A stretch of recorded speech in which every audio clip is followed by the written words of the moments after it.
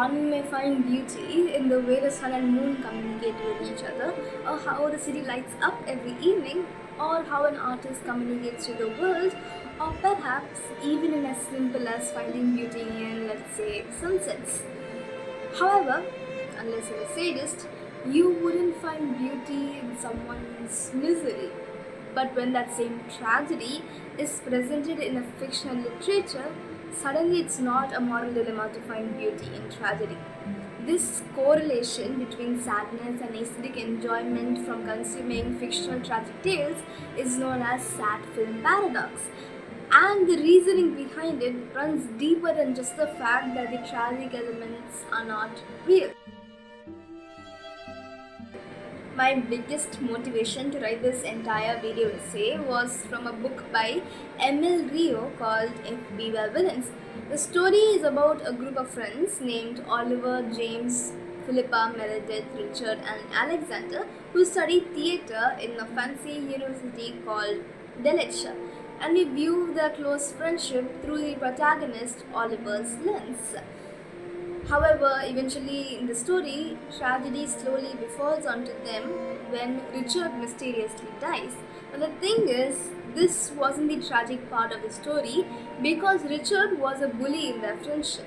The tragedy was the gradual fall of their friendship, especially the relationship between Oliver and James. After Richard's death, James became more reserved and had started to isolate himself from Oliver. Their relationship's fall was slow but apparent. However, at the end of the story, when their relationship was still broken, James confessed to Oliver that he had accidentally killed Richard. But Oliver, instead of showing hatred or even disgust, Oliver just decided to hand himself over to the cops when they were ready to capture James. Oliver loved James so much that he was willing to be imprisoned just to keep him safe. But James too loved Oliver, and this love turned into guilt. So he begged to swap places by confessing to his crimes, but Oliver never budged because he wanted to keep James safe. Their own love for each other was the reason for their tragedy. Because after so many years of Oliver being imprisoned, James jumped off a bridge because he couldn't handle the guilt. There's this game called Arya Story, developed by Lydia. It's a RPG style horror game where you play as a little girl named Arya, who accidentally overslept in a library, and now she is stuck in an alternative dimension where she has to solve puzzles, meet new people, and escape death. Eventually, at the end of the story, the truth was revealed to Arya that she had died a few months ago, and all this world was just a story written by her friend Lewis, narrated by her other friend Dahlia, and finally brought to life by Clyde using a magic quill. All this was an attempt to bring her back to life, where they could write her happy ending where she didn't die. They couldn't handle the guilt of her death, so they created a replica of her and placed her in a story made just for her, where she was alive and happy, even if it wasn't real. Then we have the last story called Atonement, narrated by Joe Wright. The story follows three characters named Bryony, Cecilia, and Robbie. Cecilia and Robbie are each other's love interest, and Bryony is the younger sister of Cecilia. During one incident where Bryony's close friend was sexually assaulted, Bryony accused Robbie as the criminal with no proper evidence, and due to this, Robbie was sent to prison. Cecilia left her prestigious family out of hatred and worked as a nurse. Meanwhile, Robbie was provided a choice whether to live as a prisoner or to be drafted for war. He chose the latter, and the story follows the love they hold for each other and the stress they would endure.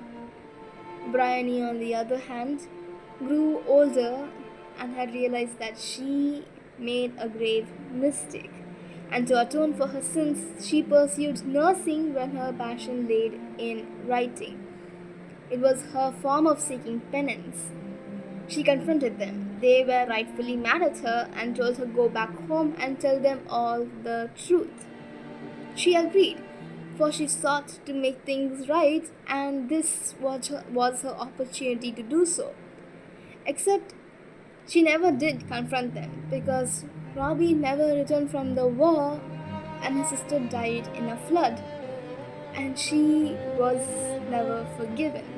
So she wrote a book where she confronted them, where she had a chance to make things right because that was the only way she could have reached atonement. In all three of these tragic stories, there's one major tragic element. In one way or the other, all of these characters wanted to come in terms with their guilt. Their ways were different, but their motives were same. They all did it out of love.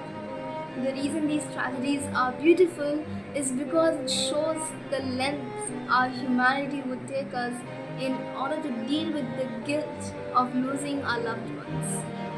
The reason these tragedies become beautiful is not because of the tragic elements itself, it's because of the responses their loved ones or the tragic character themselves to the tragic element.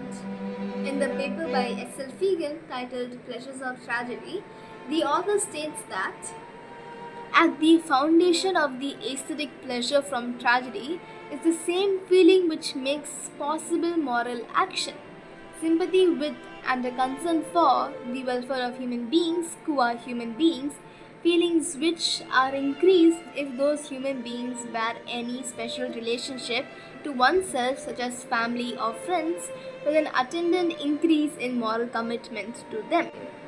In simple terms, it means that our moral commitment to the tragic characters increases, especially if they have any special relationships.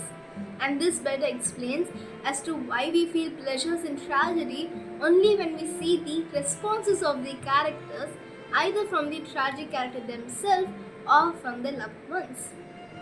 And the reason you don't feel the same with real life tragedies is because real life ones have some morality attached to them. You wouldn't call someone's funeral a beautiful one because it's unfair to call someone's tragedy beautiful in real life. But with art, you attach no such morality because you are witnessing the aftermath of the tragedy as an audience. In other words, we find beauty in tragedy because it not only aligns with our morality but also allows us to reflect in our humanity, for our only role is to play the audience. Fegan better explains this by stating that in art, however, one experiences real sympathy without there having been real suffering. And this is why it is appropriate to feel pleasure at a sympathetic responses to a work of art, whereas it is not appropriate to feel pleasure at a sympathetic responses in reality. There, the sympathy comes at too great a cost. But of course, all of this may not apply to everyone because humans are complex beings and can hardly be characterized with a single explanation. One may find beauty in tragedy for a completely different reason, and some may not even find beauty in it at all. And that complexity is just what comes with being human. I hope I gave some insights to the question which my non existent audience never had. Thank you.